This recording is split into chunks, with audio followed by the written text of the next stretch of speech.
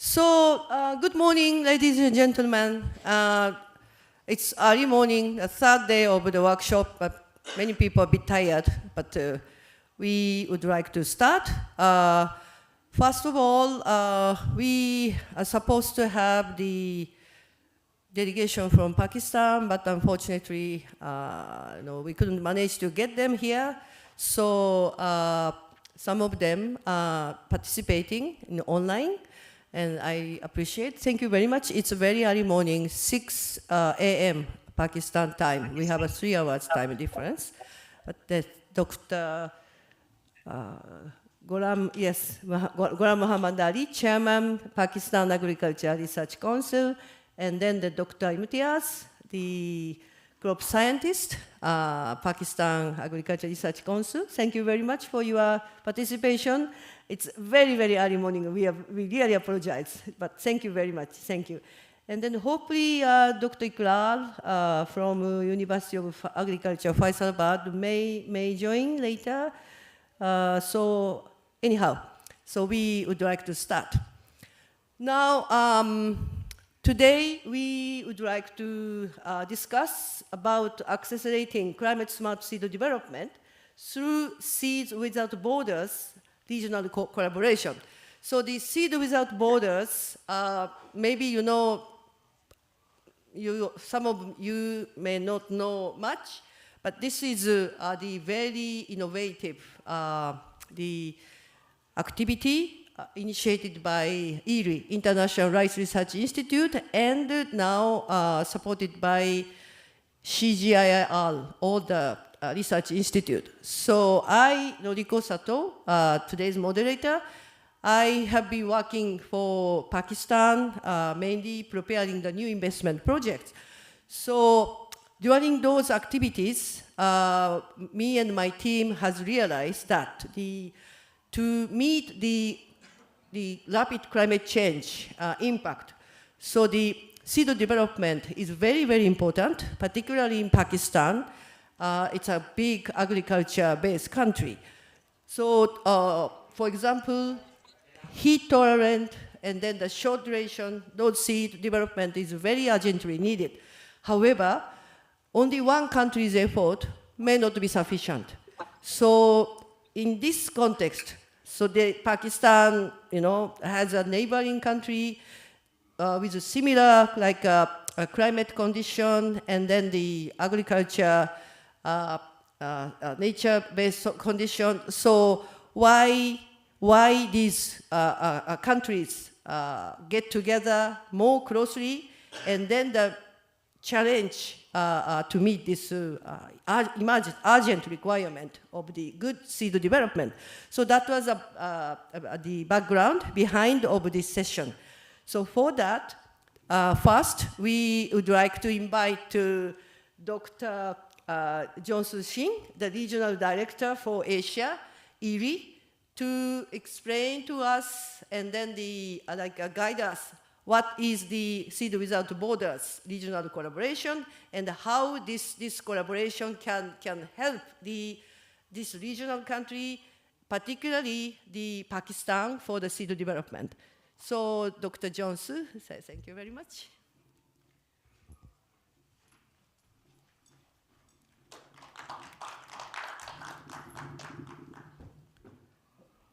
Thank you, Noriko. So, yes, this is a really great honor for me to present Seed Without Border to the colleagues here.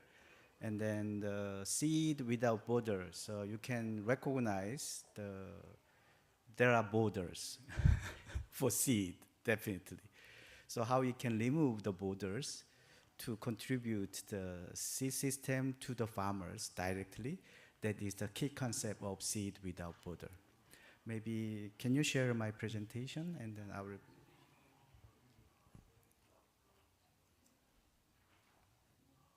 No? Yeah, it's coming now. Yeah. So anyway, so that's why the Seed Without Border is kind of the initiated from the Bangladesh and India first, because I'll explain you later. but this is a kind of things, it's a kind of interesting observation.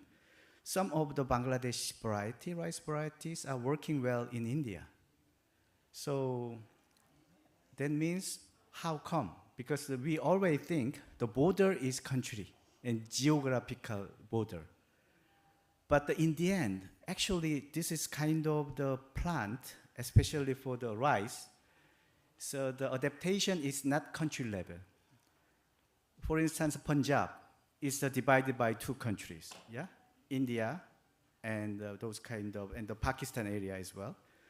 But one variety can cover Punjab area. So that's why the geographical border is not really important for the plant. It is important for the human being, but actually it's for the rice plant, they don't care because the climate is more important. So this is kind of things, so background. Why? So we just started this kind of things. So if you see the varietal performance, as I just told you just before, depend on agroecological condition instead of geographical location. So that's why the one variety can doing the great the performance in many countries as long as the climate condition is similar. And the third thing is Indian varieties are popular in Nepal Tarai. Tarai means flat area, the rice growing area. So that means already before we start the seed without border, there are many kinds of the real observation.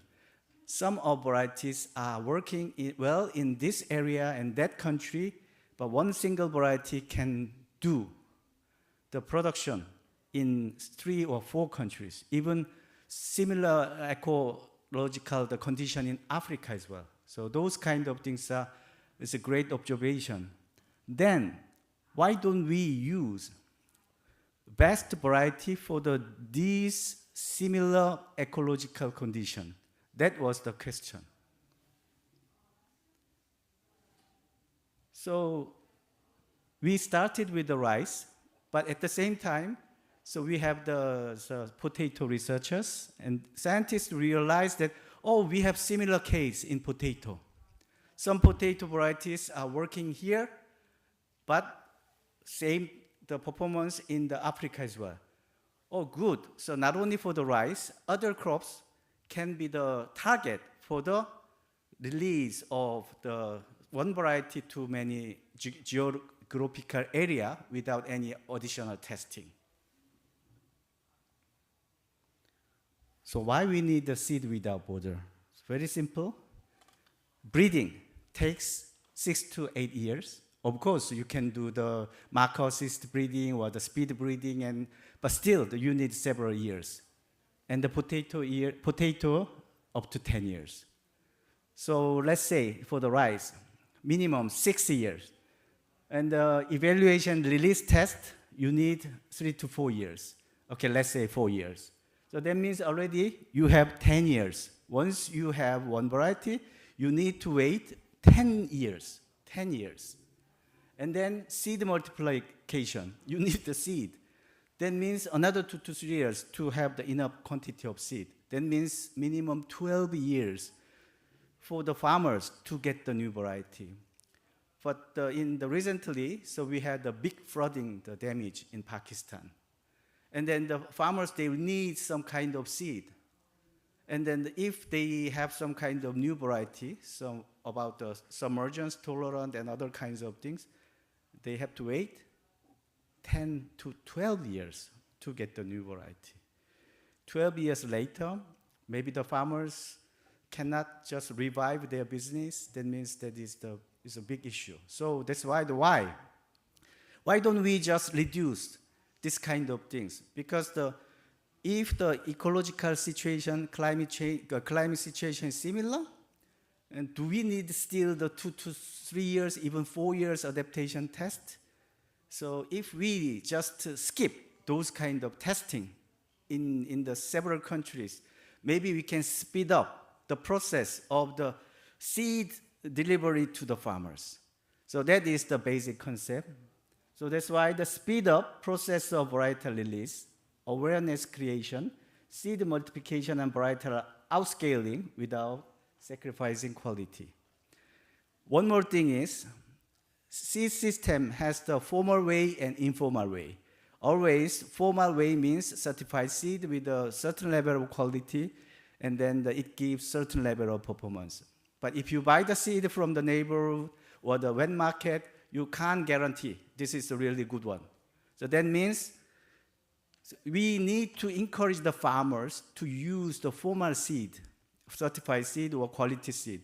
But if you just think of the 12 years, it's almost impossible. And also, it is very inefficient to provide the good quality seed to the farmers at the time, the manner. So that's why this is the value of the seed without border. So we want to encourage the farmer to use the formal seed. It's kind of the formal seed system. So as I told you before, this is the beginning of the agreement. Bangladesh and India. So Prime Minister and then so very high level of officials met each other. Why don't we start this kind of things? And the ED was the convener to facilitate this regional cooperation. So they agreed, because the observation said already the Bangladesh varieties are working in India very well. Some Indian varieties are working in Nepal and Bangladesh as well. So that's why, this is the good. Both, it is a win-win situation and mutual benefit. That's why they decide, let's sign it, let's start. This is the beginning of the Seed Without Border, officially. It's 2013, 11 years ago. And next year, 2014, so the ED just spread all kinds of the press release and the government news.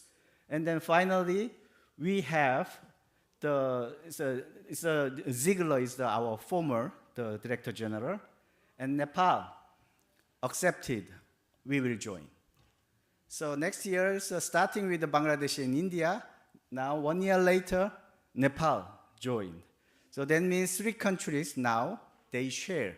Seed without border is very simple. Once we test some variety in here, we don't need additional test. You can just release the variety. And then if there are enough seed in outside of the country still, but you can just import it and use it for the farmers. That means 1 to 2 years, farmers can get new seed, new variety seed. It's remarkable this kind of the changes, 12 years to 2 years. So that means we can react any kinds of natural disasters. So that's why that is the value of Seed Without Border. 3 countries confirmed and joined, signed. 2017, we have more members. So if you see the Cambodia and the Sri Lanka, those 2 countries just joined, Sri Lanka and Cambodia. So the South Asia, Sri Lanka, that's why the South Asia bloc. And then the first time there is a Cambodia joined the Seed Without Border. That means truly it is for Asia. Southeast Asia and South Asia, the countries are working together. So this is it's kind of remarkable the change of South Asia centric to Asia focus. 2 years ago, there is a Thimphu agreement. It's Bhutan. Bhutan joined. At this moment, many donors and international communities, they just got this kind of awareness, and they are interested in the value of the Seed Without Border. So, especially the ADB and the Australian government and World Bank, they just want to participate in several meetings about the Seed Without Border and get to know what is the real value of this initiative, regional initiative, to the farmers there. Because we are working for the farmers instead of the high level, the politicians. So now, you see the signatory country is Bangladesh, Bhutan, Cambodia, Fiji signed, India, Nepal, Philippines, Sri Lanka, and Vietnam, are now current signed the member. And we have observer countries, Indonesia, Laos, PDL, and there are several African countries start to join.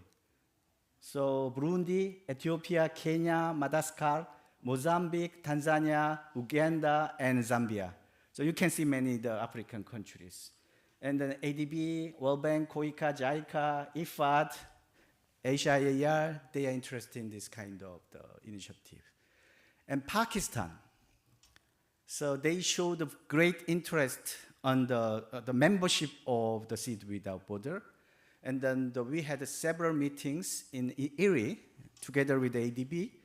And so that's why the Seed Without Borders, from the Erie side, we agreed, internally agreed, so we are welcome Pakistan as a member. But still, we need to get the signatory, the approval from the other member countries. So that's why the next, the Seed Without Border meeting could be in Kenya, in Africa. Then we will invite Pakistan, the delegation, and then officially we want to welcome Pakistan to Seed Without Border membership. So that is the current plan. But again, so it depends on the members, the agreement, but mostly they don't have any big problem to accept those kind of membership from the Pakistan. So now, the Pakistan government sent us the simple letter. We are very much interested in the became a member of the Seed Without Border, and also they will give us the official letter, and we will share those official letter to the member countries for their agreement. So that is current situation. So what is next step for the Seed Without Border? Of course, every country is the very high level, minister level, prime minister level, they signed. However, so we need a practical body to execute actual day-to-day operation. That's why next meeting, we will ask every member countries assign one senior officials, and then we will create the operational committee to make the real, practical decision and the practical action. And now, so we have the rice and the potato, even vegetables. That's why we need to do the survey again about the need, what kind of variety, what kind of trait you need for your countries. Then we can just review, oh, this one is good for you, this one is good for you.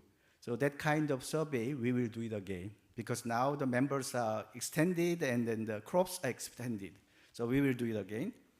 And one more thing is the database. So instead of just using the current tool, so we have database for all the varieties, and we can make the one database. Each country can review. So what variety can be the good option for their industry or the national needs. And then most of varieties are a little bit old, but now many countries are developing new variety, disease resistant or the kind of the drought tolerance, salinity, and the submergence, and it has the low GI, hygiene, and many new varieties. So it's better to just have the one new update of the new variety for sharing. That's why we would like to have more the opportunity to the farmers to access to new variety, new valuable varieties. So that is kind of things, agendas for the next meeting, maybe in Kenya, not yet really decided. So as a conclusion, Seed Without Border, of course, still we have a long way to go. However, so many countries recognize the value of this initiative, and they signed. And then they are trying to have the real benefit of Seed Without Border to support the farmers there. And so we are not the kind of the leader of this one. We are just convener. So we just link to each country's the leader to work together, and then create some kind of background and the database and admin. So that's why so we will try our best again. But each country's commitment will be more needed now. Because now concept is clear and everybody recognize the value. Now it's time to act. Thank you. Thank you very much, Dr. Singh. So this is very rough session, not very, there's no formality. Any question just now? Simple question. If anybody wants to have a question, so you make it. Otherwise, we have 2 more presentation related to the seed without border. We can move that. No question? Simple, some checking fact, something. Yes, please. Claudia Ringler from the International Food Policy Research Institute. So yeah, I think it's a great, a great program and certainly needed. I'm just wondering, what share of the work that you're doing focuses on reducing the regulatory constraints across countries. There's obviously a lot of informal seed movement that has happened forever. And then there are a lot of constraints at national level. And also there's a lot of biosafety legislation is still missing or still under development. So yeah, could you just maybe talk a bit about that?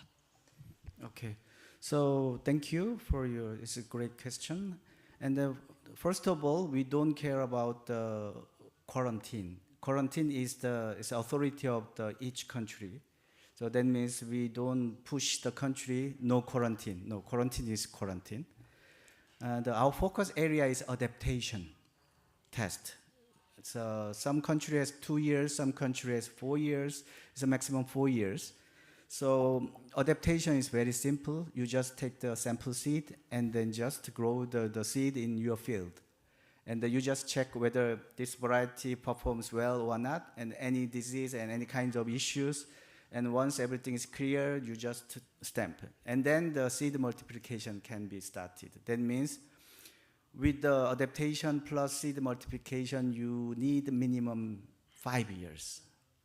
So we can reduce those 5 years. And then we provide the basic, the varietal information to the country.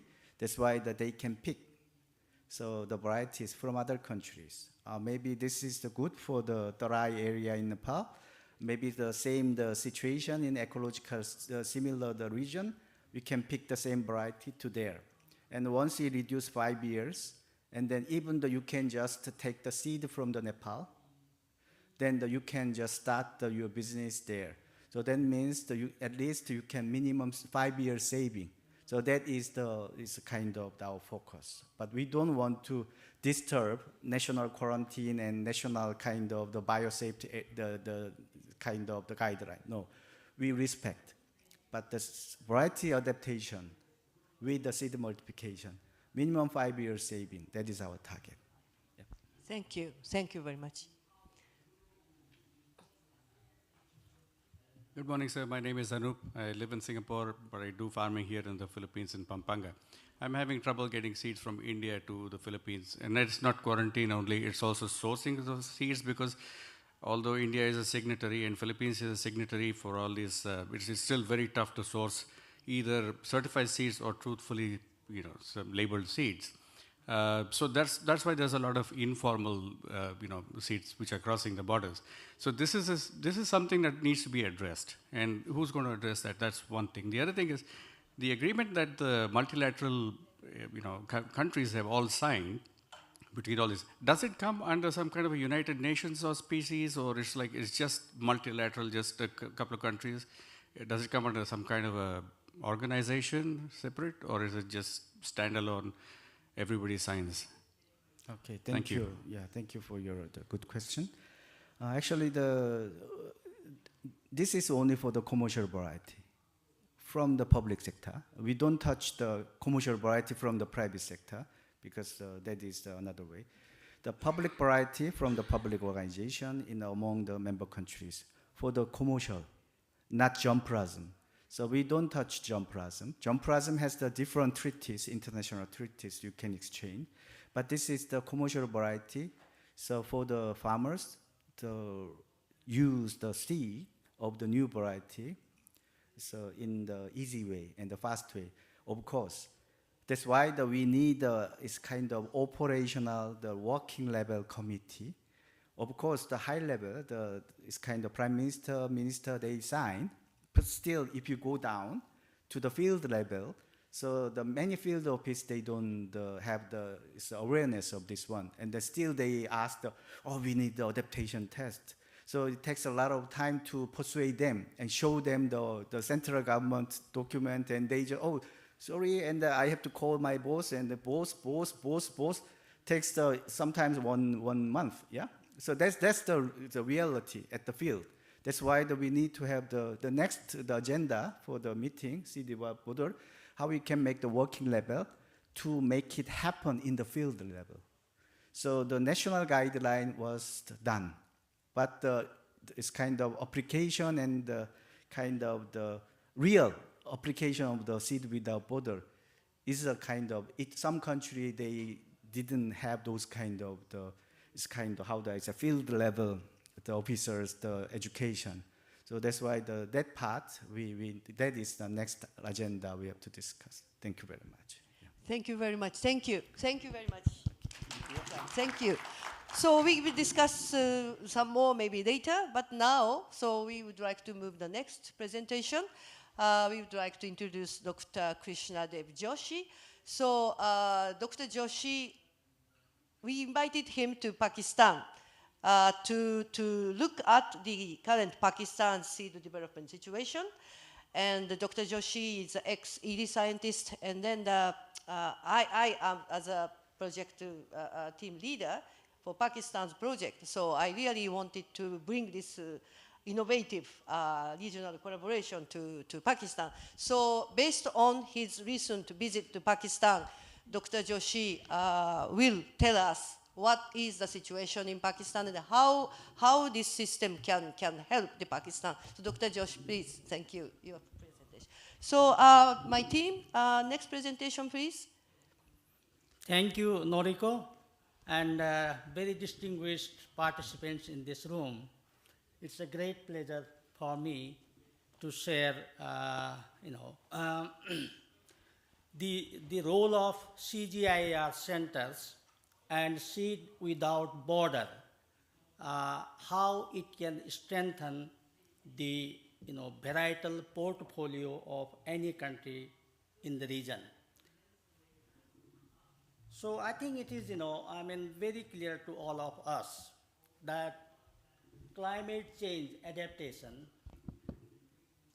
is very much dependent on, use of very recently bred crop varieties, those varieties which are bred in current climate, and using the current agricultural practices. So that's the bottom line of making our cropping systems climate resilient. And my presentation has been made very, very easy by Dr. Jong-So Shin.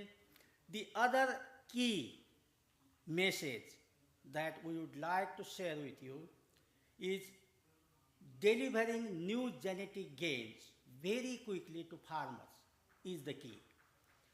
So this is where Seed Without Border also comes in. There, the conventional breeding takes long for breeding new varieties. It also takes long time for testing varieties and also bulking seed before the seeds can be taken to farmers. So that means farmers are not actually benefiting from the recent advances made by plant breeding. Therefore, these are the key things that we want to focus. So how can we protect farmers, particularly smallholder farmers, from climate crisis?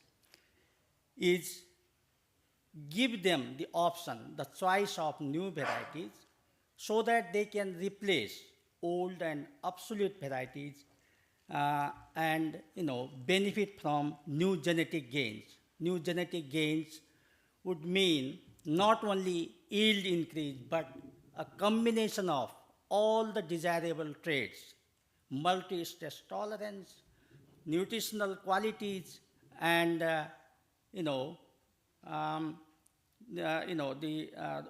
fit into the cropping system. So how Pakistan can benefit from this type of new innovations is Pakistan needs to be connected with the major seed-based, crop-based centers who are breeding new elite varieties every year. Every year, hundreds of new new lines are sent around the world to be tested in multi-environmental locations. So this is where Pakistan should be collaborating. Because we know, things are not as usual. And the major challenge that our farmers are facing is due to high temperature rise, erratic rainfall, the drought, flooding, and also emergence of new pests and diseases. And for all of these, the plant breeding,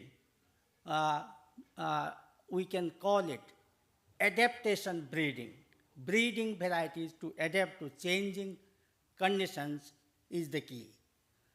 So CGIAR centers are the largest publicly funded organizations that have, the capacity, the caliber, and the strength, which are equipped with international scientists, researchers, advanced labs, and they can produce varieties which will be, fighting with the climate, adversaries. So we know that from the research, there have been several studies by Schmidt, Erie, IFRI, that the use of CGIAR germplasm is the key source of developing new varieties in most of the developing countries. Many of the developing countries release the CGIAR germplasm as commercial variety. So with some advancement in their research system, they use those varieties as parents and develop their own varieties, but majority of them are still dependent on CGIAR bred varieties. So when we say CGIAR centers, there are 11 centers within CG out of 15 which are crop-based, and these are the legal custodian of the largest collection of crop genetic resources. And the gene banks that are managed by these 11 centers have signed agreement with FAO for managing, for conserving, for using these genetic resources. These are the legal entity for the maintenance and use of these precious germplasms. So this is governed by the treaty, which is called International Treaty for Plant Genetic Resources for Food and Agriculture. And this treaty has been signed by almost all the countries in the world who have agriculture as a major, part of their economy, their livelihood. They have signed it. This treaty contains 64 crop and forage species, and all the signatories are obliged to share the germplasm with the member country. And the mechanism for sharing is signing the standard material transfer agreement. So all the genetic resources all over the world are placed in multilateral system, that is global gene pool, and the signatories are obliged in a way to reciprocate to the member countries for sharing of germplasm. So this also applies to CG centers. If Pakistan requests germplasm from any of these 11 centers, germplasm or the elite varieties, the new lines, so these centers will have to respond, and these are free of cost. There will be no levies, no charges for sharing of these germplasm or new varieties with member countries. In case there are financial constraints, the centers can request for shipping charges only, not for the cost of the seed. So this should be known to all the member countries, what is their provision, what they can get from the CG centers, and what CG centers will need to respond. So I think I have said this before, Pakistan should be more proactive in accessing the latest batch of crop varieties bred across these centers, including IRI. And Noriko rightly mentioned, I visited Pakistan during February, March, and I know IRI does not exist in Pakistan right now. And Pakistan is doing marvelous job on basmati rice breeding, basmati rice export. But I think the farmers of Pakistan are not benefiting from other stream of rice varieties, particularly the climate resilient, drought tolerant, submergence tolerant, and many of these varieties are now, fine quality. No more, coarse varieties are bred. Many of them are medium to fine varieties, and these are combined with high zinc, and some of them are also with low glycemic index. So this is totally missing, and therefore what I saw, a need for IRI's presence, immediate presence in Pakistan, and need for reconnecting Pakistan national system, research system with IRI and many other CG centers. So in this way, I think we can protect smallholder farmers in Pakistan, which I think comprise 70% of all farmers in Pakistan. So that's the largest group of farmers who are smallholders, and they do not have access to new varieties, new knowledge, new technologies. So they need to be, protected. And the way to protect, again, I will emphasize on delivering new genetic gains very quickly to these farmers. That means replacing old varieties by new ones and withdrawing, removing, taking out the old varieties. So the seed regulatory system, FSCRD, that's what we call there, FSCRD should be, more open, flexible, liberal in withdrawing old and obsolete varieties. So in that way, I think we can make Pakistani production system more resilient and pro-smallholder farmers. And connected to this is a robust seed system, a seed system which is responsive to smallholder farmers. So the seed system, which is now mostly within the periphery of the public corporations or seed companies, is probably not serving the best.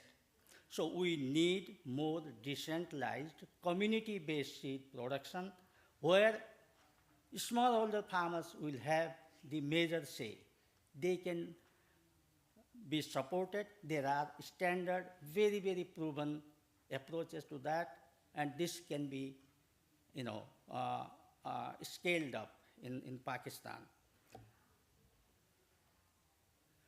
So I think Seed Without Border, the beauty of this approach is delivering new genetic gains without a delay, and also saving on cost, saving on time.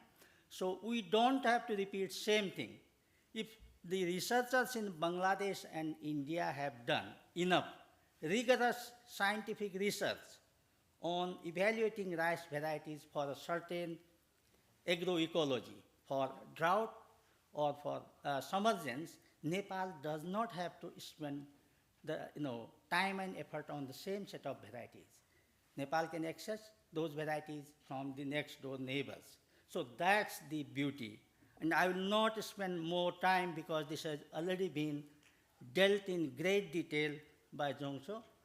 And the progress, there have been really remarkable progress, with no extra effort, with no extra investment.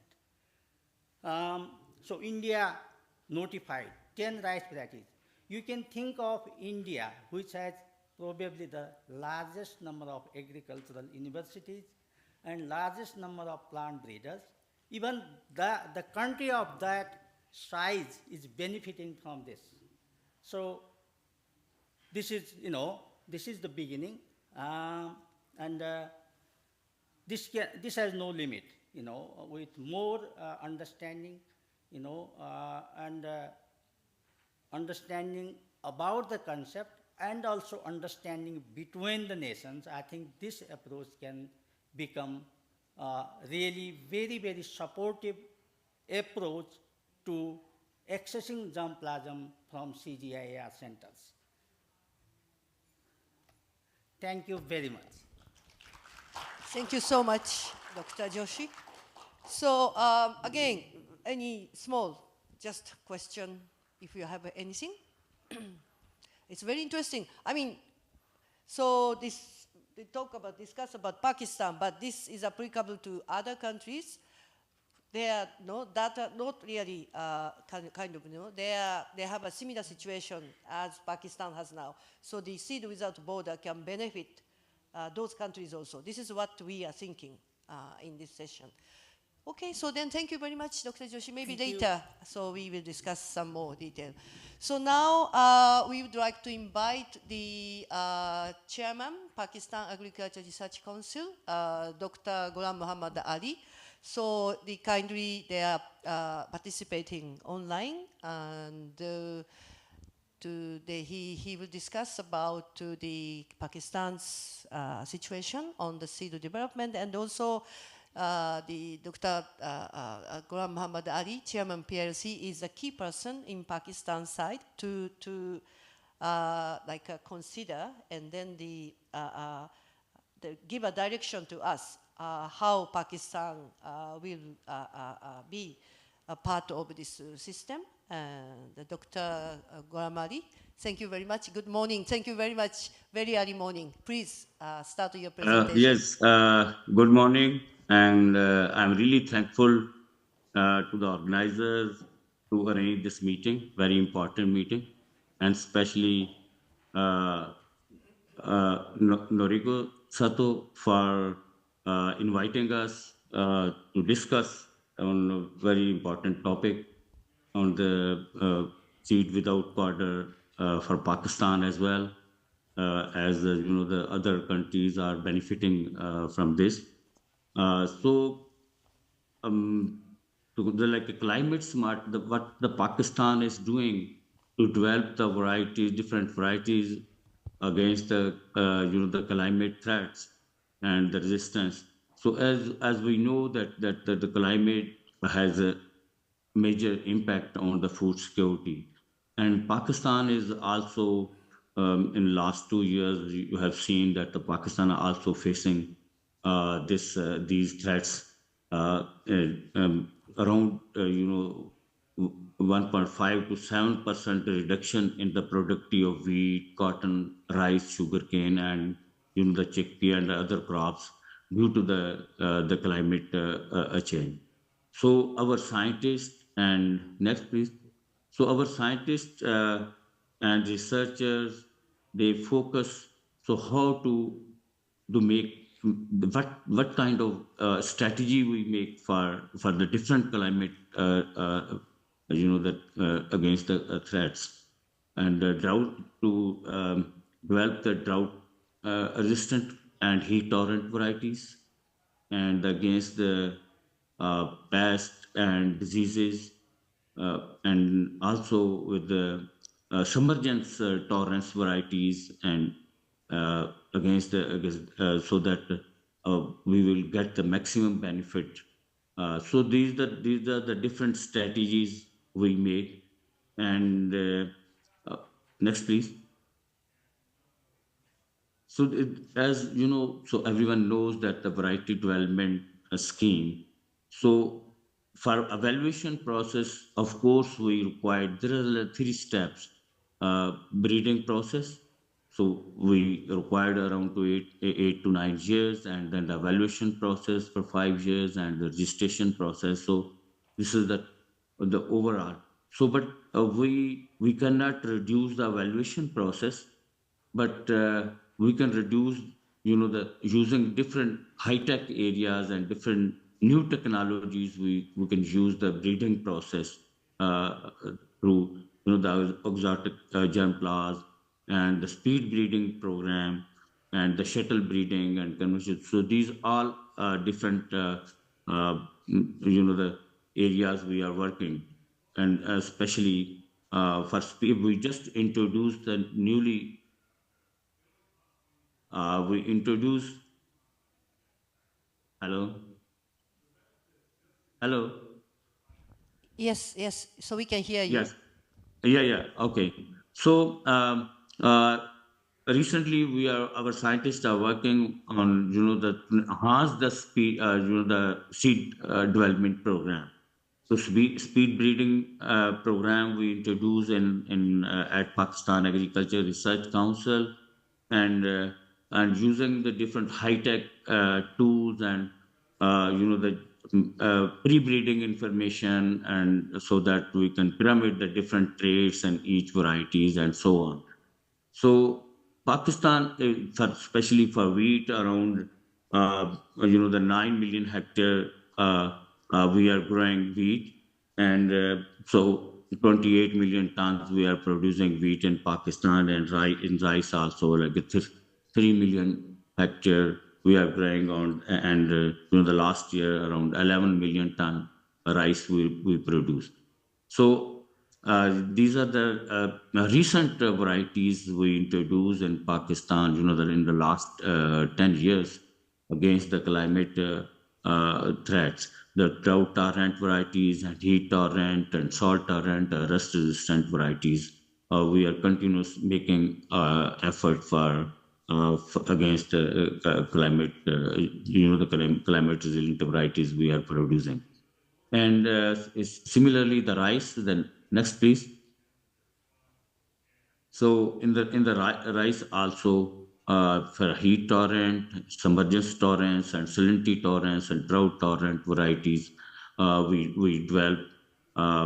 We are working, although we are working on the fine rice, but similarly these are the different coarse varieties to enhance the yield, and climate resilient and disease resistant varieties we are working through. So recently, 4 or 5 varieties are we introduced heat tolerant, salt tolerant, and disease resistant varieties in Pakistan, especially for rice.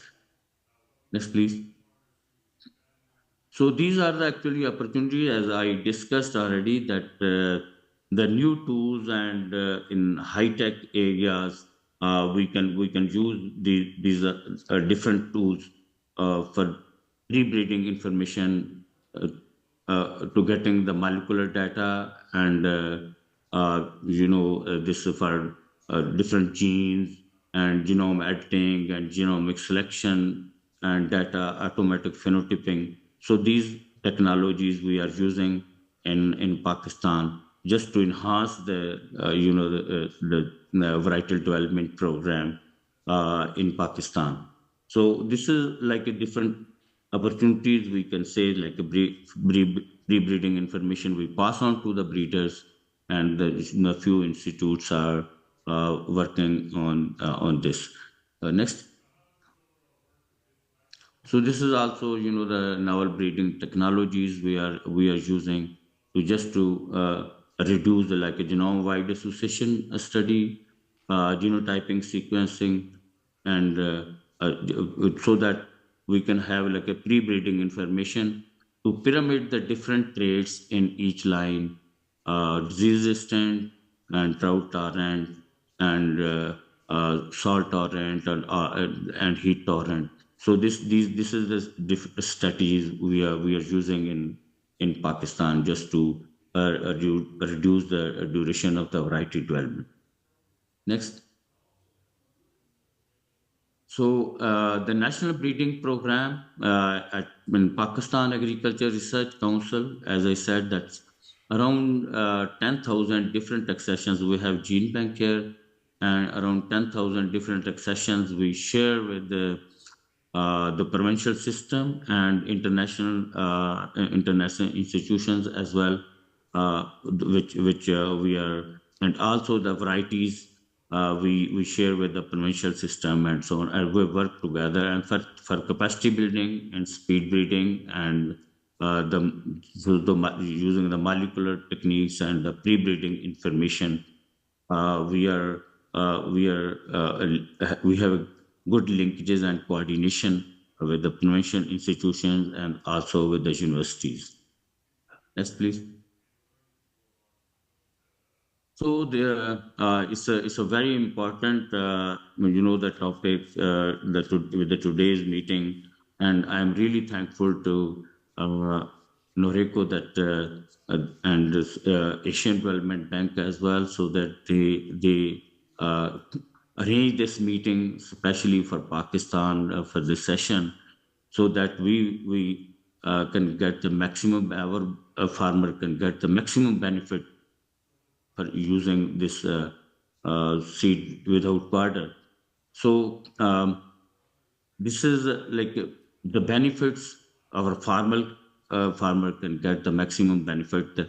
We have Bangladesh, Nepal, Pakistan, India. We have the similar ecological condition, climatic conditions. So when one country has made all these, the evaluation process and breeding, so then there is no need to do, again spend the maximum time for evaluation. I think just as such we can introduce our varieties in between the countries. So because to get the maximum benefit to the farmers. So we are really thankful, and we are ready to and we discussed with our our system in Pakistan, the stakeholder policymakers, so that we can get this benefit as well from seed without border. But next, please. But in Pakistan perspective, as you know, that we have seed policy and seed act in 15, plant breeder rights in 18, and geographical indicators as well. So then the regional level evaluation and release system. So these we need to the amend little bit in our seed act, and to discuss with all stakeholders, and need to make the changes in plant breeder rights rules as well, so that as such we can get the maximum benefit from this seed without border. So hopefully all our stakeholders and policymakers are agreed, and as we discussed with the several times about the the sharing the material and sharing the varieties uh, for the farmers and for the agriculture in the agriculture sector. So hopefully we will be able to participate and sign the agreement in near future for on the on this forum. Next. So thank you very much for organizer and Asian Development Bank and Dr. Noriko. So if you have any questions, so Thank you. I will. Thank you very much. Thank you, Dr. Graham. Thank you. Thank you. It's really nice that we get very positive and prospective direction from the chairman, PRC. So any question, small, whatever basic question, if you have anything? Dr. Joshi is okay? Thank you. Okay, thank you very much, Dr. Ghulam Ali. So then maybe we will move to the little bit to discussion session. Dr. Ikrar is online? Yes, okay. So now I would like to invite another important key person from Pakistan, the Vice Chancellor of the University of Agriculture, Faisalabad, Dr. Ikrar Ahmad Khan. Dr. Ikrar, good morning. Thank you very much again. It's a very early morning. And good morning. Thank you very much. So now Dr. Ikrar is now heading the university side, academic side. So maybe, we would like to have some of your comments and the view of all this discussion, good initiative, and then we have got a very nice positive direction from Dr. Ghulam Ali also, the chairman PRC. So would you like to have, could we have your view also on this seed without borders, and also universities, academia's initiative on the seed development side? Please, Dr. Ikrar. Thank you, Noriko. Ladies and gentlemen, I would like to express my gratitude to Ms. Noriko for her passion to bring us into the bigger picture and using Asian Development Bank platform. We were together, as Dr. Joshi mentioned in his presentation about 2 months back, and a lot of discussion had taken place. I would like to actually extend the discussion which was presented by Dr. Joshi, that how we can become active member of Seed Without Border opportunity, and then what is next for making sure that we are fully on board in terms of benefiting from IRRI programs. I think Chairman PRC is in a better place to comment on that. But about Seeds Without Border, I have my understanding that this is an opportunity in which the breeding component, which Chairman mentioned in his scheme of things, is totally skipped, and even the variety evaluation and testing could be shortened. If it is going to go through again for 2 to 5 years of testing, then there is no point in calling it Seed Without Border. Then it's a simply germplasm exchange. And then in Pakistan, there is a new situation. Again, Chairman is in better position to comment that there is no more FSCRD. There is a new entity by the name of Federal Seed Authority, which has overtaken the function of FSCRD, even though the principle remains the same, that we want to take advantage of advances in genetics wherever they are taking place, and we want to fast track the availability of climate resilient varieties to the farmers. One more item for discussion should be on our side, how to overcome the restrictions which we have under law which is implemented by Department of Plant Protection. Department of Plant Protection restricts the quantities that could be brought in. And seed without border, if it is a finished variety, then we have to also work with the regulators how to allow for larger quantities to arrive so that the multiplication part is fast-tracked. The ultimate goal of these collaborations is to improve the climate adaptation and mitigation capacity of our smallholders and the agriculture sector at large. And being part of CGIAR, it's largely aimed at staple crops, wheat and rice in particular. We know that there is a system in place which is allowing arrival of hybrid seed.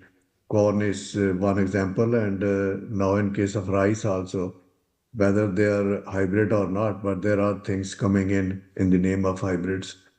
But seed without border is also a case of data that you want to reduce the testing time by accepting the data which were gathered in another country. So I think again I'm throwing the ball in the court of chairman to come up with answers to these questions. Our scheme of thing which you have presented is very well received, and that's how we operate here. But to make seed without border work, we need to create a framework which becomes acceptable to the signatories from other countries. And that's not only that we receive finished varieties, we should be also able to offer our own development, because as chairman has given a list of wheat varieties and rice varieties which have been developed in the recent past. And if any of those varieties are of any benefit to the growers in the member countries, we should be able to provide that germplasm or seed as seed, not just germplasm, but as seed. Then finally, it would be a case of both information and material sharing. For that, the laws are there. There are some regulatory fixing required. And about IRI's presence, which Dr. Joshi and Noriko are very clear about, that we need to make that happen. And again, once again, I'm sorry to say, Chairman Saab, you have to tell why IRI is not there and how to make it happen. We are here actually being part of National Agriculture Research System, and apex party is Pakistan Agriculture Research Council, and Federal Food Security Ministry is the controlling division. The university has, as Noriko mentioned, also a very vibrant team of breeders, which includes rice breeders, wheat breeders. In Pakistan, there are also questions about IP compliances. So while we are discussing these things, we should also be very clear about our obligation to intellectual property rights. And on university campus, I always make sure that the breeders in my team are conscious of being responsive to intellectual property rights in terms of signing material transfer agreements, or signing data sharing and information protocols. End of the day, we are asking for more and more collaboration. And that's what I think Noriko is basically creating these platforms for. We within the system of National Agriculture Research System are fully supportive of any international collaboration and assistance that we may be able to provide. The best thing that we have here is that the provincial government now is becoming very active. According to law, agriculture is a provincial subject, but we very much benefit from the federal initiatives. But the provincial government's focus on agriculture is in the form of a lot of commitments. I saw recent meetings that Noriko has attended with the provincial secretary. I believe she must have brought those things to his knowledge also. I have also mentioned to him that there's an opportunity in Seeds Without Border as one of the ways of fast tracking the varietal adaptation. Since today's session is typically particularly focused on Seeds Without Border, so let's try to get discussion in a mode that we come up with the way forward, as in the first presentation was being mentioned, that step 1, 2, 3, and that we know that there are varieties which can come into Pakistan and also varieties which can go out of Pakistan. So with this, I would again invite the chairman to comment on some of the questions which are unanswered. Thank you very much, Dr. Ikral. Thank you. So it's a very active discussion ongoing in Pakistan now, around the Seeds Without Border. And then from my side, we also already discussed with the chairman, Pakistan Agricultural Research Council, what should be the next step. So perhaps the PRC will organize the national level, including federal and provincial government together, and then the consultative workshops with inviting the breeders, and then get their comments or opinions and the views, and then come up with kind of the direction and then the strategy, and then collect what are their concerns and how to address those concerns. So in a very recent meeting between ADB and then the PRC, so we discussed this kind of things, and then as soon as I go back to Pakistan, perhaps we can start this kind of collaborative and consolidated and consultative workshops in Pakistan. So that would be the maybe next step to move forward to Pakistan's signing of the Seeds Without Border. So this kind of things already discussed. Maybe chairman and then the Dr. Imtiaz, the member crop science, Pakistan Agriculture Research Council. Any comments? You please come in, and then maybe, but sorry, because of the time limit, maybe 5-10 minutes, and then after that I will pass to this my colleague Takashi Yamano to summarize the discussion. So that is the last program. So now I will invite again perhaps Dr. Ghulam Muhammad Ali, the chairman, and or Dr. Imtiaz, the member crop scientist. Any comments on the Dr. Ikral's nice productive comments? Yeah, thank you very much. I'm really thankful to Vice Chancellor, Professor Dr. Ikral. As you know, especially for we are planning for all stakeholders meeting, as Noriko said, to invite the provincial system and from universities also, so that we can discuss very important topic in this meetings. In the recent future, we will organize this meeting at Pakistan Agriculture Research Council. And secondly, for IRI presence in Pakistan is also very important, and as in Pakistan Agriculture Research Council and at National Agriculture Research Center, we have a different CG system, like we have CIMMEC, ICARDA, IMI, and ICMOD, and FAO are present. All these organizations offices are in at NARC, and we have a very close collaboration and coordination, and we love to have IRI with us also in the same campus.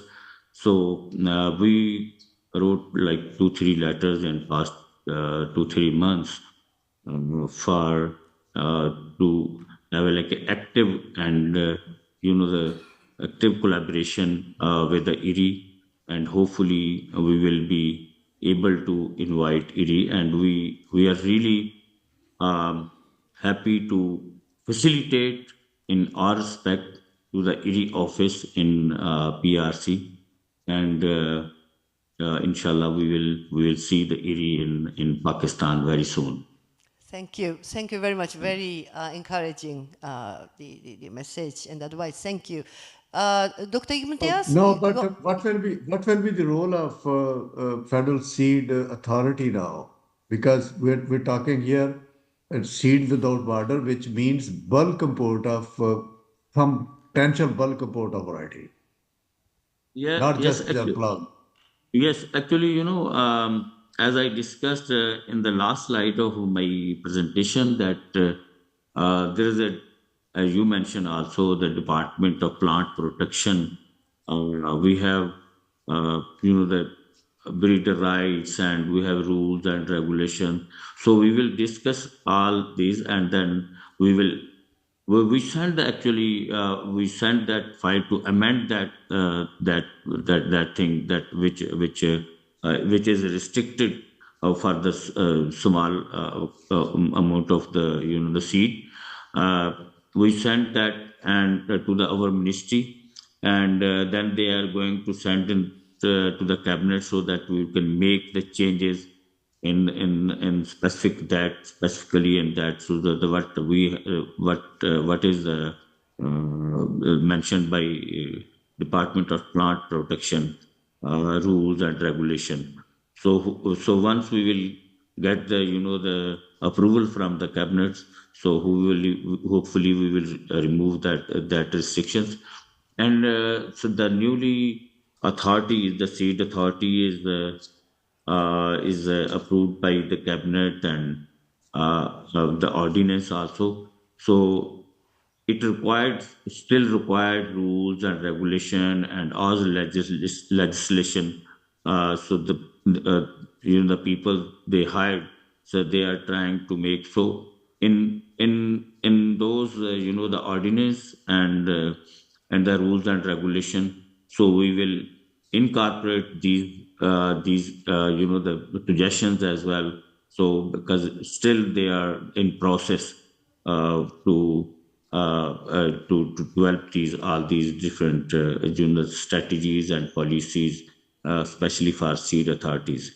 Although this is just they approved the seed authority, but all the rules, regulation, and the protocols still they are in process for approval and for development. Thank you very much. So we will include all these ideas. Thank you very much. Thank you. So, sorry, because we have a time. So perhaps we also need a time for question and answer session.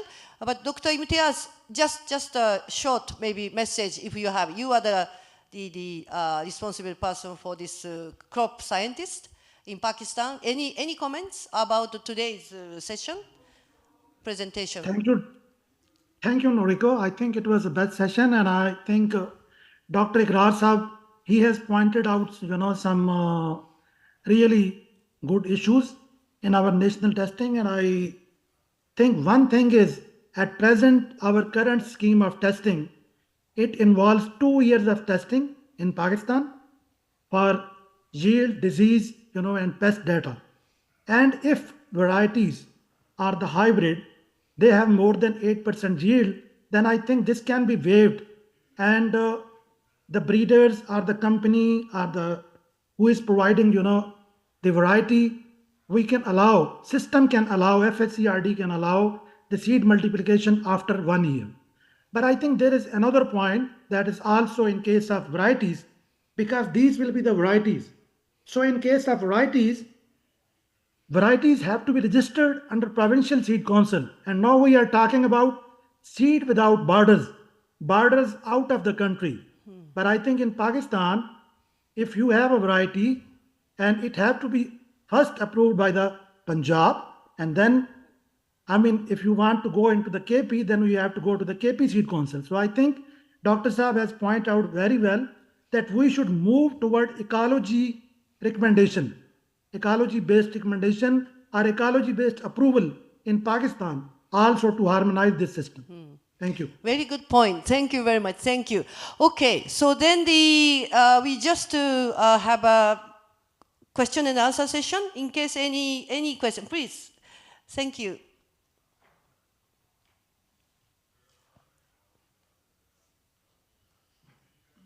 Let me introduce myself. I'm Kosturi Mukhopadhyay. I'm an independent consultant. I was the lead researcher for the SARC Seed Bank case study. So I missed the first presentation about Seed Without Borders, and I would like to know a little more about it. But some of the things that are coming to my mind regarding my experience with our Indian case study is that we need a very strong regulatory system in a proprietary world, because our Indian experience of BT cotton had seen more than 4 million farmers suicide. So in the name of seed being exchanged between countries, we need a regional and a harmonized system which will guarantee what are the basic needs of the country and what they allow or don't allow in their country. So that is one. Secondly, I want to bring to notice that some of the traditional varieties that are already being displaced during the Green Revolution time, many of which had adiapic and pest tolerant, salt tolerant, heat tolerant, flood tolerant, or medicinal properties. Those have been displaced without evaluating their merit. Now, is this Seed Without Border going to consider tapping into that huge source of resource, that is, some of which are still there in some countries, others, a main germplasm, are still with ERI. In India in 1996, during the Ayla cyclone, none of the seed varieties, modern hybrid seed varieties, could grow into the salty fields when the seawater receded. So in that situation, some of the old seed varieties like Sada Ghetu, Lal Ghetu, Hamilton, Milta, these were amassed from the old farmers who still had them. Their salt tolerance was, it was multiplied, and it was brought back to the field. And Nature Conservancy gave the Jury's Award for this project in 2016 as the best adaptation project. So if we tap into that huge resource which still have, it's not just the genetic material, it's the knowledge that is connected to these seeds. Because seeds, when it is evolving with nature, the practice that is there as to what kind of treatment it needs, what value it has, what its special properties, all these are lost without in situ cultivation. So whether or not, my question to it is, whether or not some of these varieties or germplasm that are still with ERI, which were developed by the farmers of India, Pakistan, Nepal, Bangladesh, we can have it back, give it back to the farmers for in situ cultivation, so that they become vibrant again. Otherwise, they were sitting in the seed banks and like a morgue, and when they are tried again in the field, they cannot grow. So thank you. So that is a question. Yes. Okay. Maybe first, yeah. Related to? No, Okay, Dr. Shin, in case if you have can. Yes, so thank you for the question. So the varieties, traditional varieties. So we have the world's largest gene bank for the rice. Of course, we are ready to share any seed to the farmers and it's kind of the countries. So it's based on there is the international treaty. We always so ready to share the variety. There's But no problem. is it only for cultivation or it's for research? I think it is for research. Research, Yeah, and but farming being a commercial activity, I don't think you can, the farmers can get it back just like that. But it is in a special situation like we are today, in a climate change situation, we need the farmers' access to this material, which was rightfully theirs. Yeah, but that should be under the current system. It should be the government. So Yes, government yes. and the government Yes. has agreement. So, Yes. but it is always open to provide any support. Yes. So this is what to me maybe. But we can Maybe. discuss further. Yeah, Thank you very much. thank you. Thank you. Thank you. Yes, one more question. Yes, and then I'm sorry, we have a bit. Yeah, Okay. I'd like to hear from our Pakistani participants about the status of zinc biofortified wheat that has been now dramatically increased. They say more than 2 million households are growing zinc fortified wheat. And just wanted to know, how is it going? What's your assessment? Have there been any studies on nutritional benefits from biofortified wheat in Pakistan? And are you extending this success back into other countries such as India, that is also a very large wheat grower? Yeah, and my name is Claudia Ringler, and I'm with IFPRI. Thank you. Thank you. Okay, so perhaps any of you, the Chairman PLC or Dr. Imtiaz, Dr. Klaas, any like a answer to Dr. Imtiaz, so Okay, he will thank you. respond. Yeah, Yes. I can. Okay, Dr. Sahab, I can respond. Yeah, I think in case of high zinc varieties, PARC was the first one. We introduced Zincol 2016, that was high zinc variety. And then after that, in Pakistani system, we have a Akbar variety, Akbar 19, and Nawab. Akbar is from the WRI Faisalabad, and Nawab is from our Regional Research Institute of Bahawalpur. And I think at this point, Akbar is the largest, has the largest area in province of Punjab. So I think high zinc varieties, now I think they are on around 30 to 40% contribution in the seed certified seed. So I think it's going good, and I think probably Harvest Plus, they are going to conduct, or they will conduct the study on its impact. Thank you. Dr. Ikra, any comments? So is that okay? That No, I would like to see actually the transformation in the form of improvement in zinc nutrition of the population. If the varieties are 40% of the acreage, then there should be very clear outcome.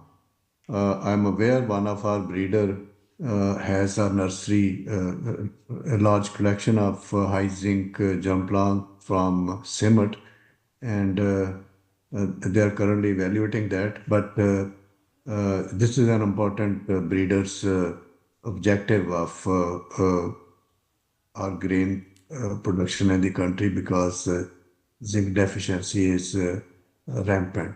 We need to address that. It's a very important area of engagement for us, that our staple is zinc sufficient. Thank you so much. Thank you. Yes, please, one more question. Thank you.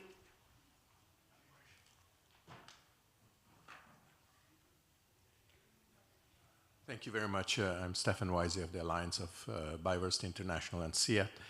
Just one comment and then a quick question. And the comment, very short, is that there are ways of bringing material out of the gene banks to go beyond that morgue approach, and we can talk about it later. So we have been doing that and bring it back to the fields of farmers. There's a whole method around that, so there are opportunities there. Secondly, the key question I wanted to add to the panelists is really the issue of the involvement of farmers I mean, we're talking about sharing seeds, varieties from other countries, improved varieties, but at the end of the day, it's the farmers that will be using them or not using them. And so what is the interface between this registration and approval process and actually getting it out there to the farmers in terms of farmer testing and farmer acceptability from that perspective? Because there are some citizen science approaches that, again, we can talk about in the break with some people, but maybe Pakistan has some examples around that as well. Thank you. Dr. Imtiaz, maybe could you respond?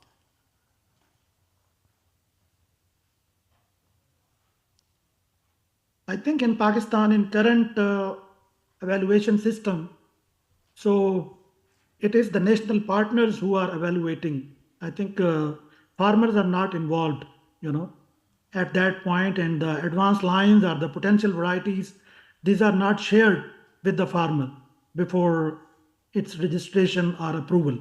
I think Nepal has some kind of a farmer participatory evaluation system. Maybe Katie can point out to this one.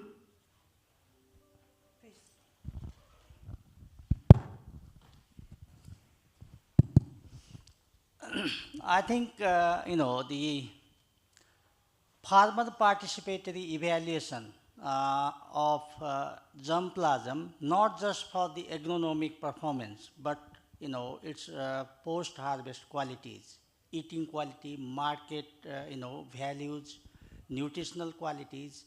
These are very important, and these have been very well, there are very well documented, approaches, the methodologies, how this can be done. So I think, in the system like ours in South Asia, where most of the production is for home consumption, I think the varietal evaluation, agronomic evaluation should be, highly, integrated with post-harvest qualities, so that there is no lapse in adoption. The other thing which I would like to highlight, to reduce the lag phase of adoption, early generation seed production is a must.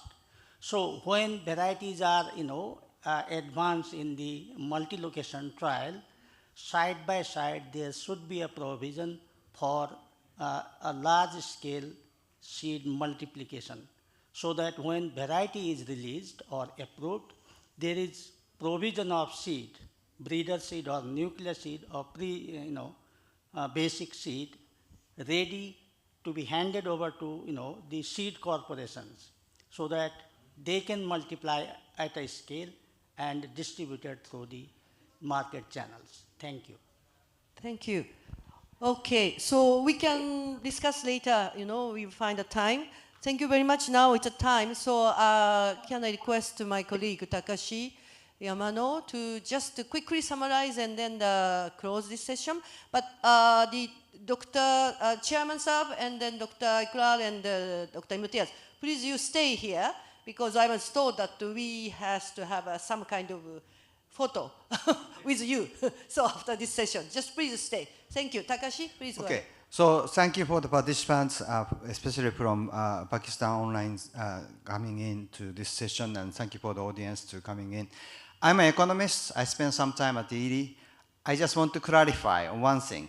Germplasm has been mentioned many times in this session, and you may be puzzled. The difference between germplasm and varieties and so on. So it's the same thing. It's about rice seed, but the rice seed under the development experiment and the research centers, the scientists refer them to germplasm. After they develop a good seed and isolate it and then multiply and with stable characteristics, they name it, and then when they name it, they call it variety and they release it in the system. Germplasm is public goods, easily shared, as Dr. Josh mentioned it, among the scientists, and this is public goods. Once it becomes variety, it's no longer public goods. It has restricted public goods. Countries have the regulation system, and it's not easy to share. And then Seed Without Border is an agreement to break the regulations and barriers. However, Seed Without Border is an option for a member country. It's not mandatory. So that if the member country and scientists are not comfortable of releasing it to the farmers, they can conduct more research. So there are concerns about sharing the varieties, seed, but scientists and regulations, they can stop the release of the varieties and conduct any further examinations if necessary. If they are comfortable and then releasing it, they have option to do it. So this is an option. The agreement has been signed by many countries, I believe 9 countries now, and then Pakistan and other countries are interested in joining. However, this agreement is still at a higher level, and number of varieties which have been released through Seed Without Border is very small still. Rice and potatoes, some varieties. For the scaling up, or using more this agreement, we need capacity buildings at the scientist level, breeder level, and also the regulator level. And so I think that's the area we should spend and invest in. That would be the next stage. That's the end of my summary. I hope I did a reasonable job. Thank you very much. Thank you, Takashi. Thank you. And thank you very much once again, Iri, Dr. Shin. Thank you so much. It's a nice presentation, and Dr. Joshi. And then all the from Pakistan, it's a very early morning, but they are the key persons in Pakistan for the seed development. So the big clap to the audience, the panelists. Thank you very much. Thank you.